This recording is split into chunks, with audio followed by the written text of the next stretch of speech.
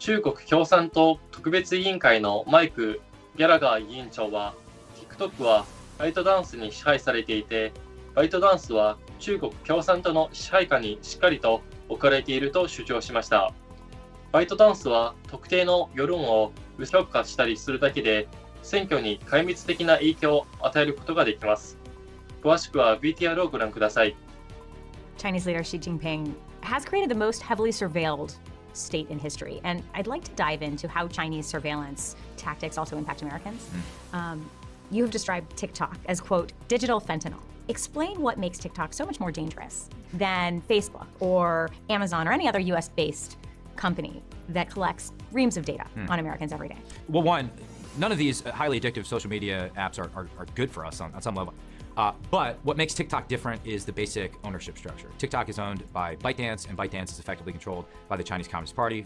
The other thing I think we have to concede is that the TikTok is so successful because the algorithm is better at addicting kids. And that's why the comparison to fentanyl, I think, is appropriate. The real concern with TikTok is not just that the app can track your location, which it can.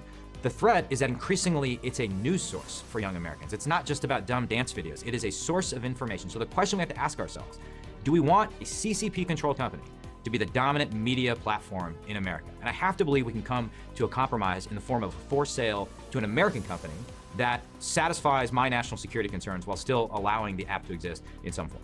You referenced how many Americans are getting their news on TikTok. Put that in concrete terms in terms of the 2024 election. Of course, there was a lot of focus placed on international interference in the 2016 election.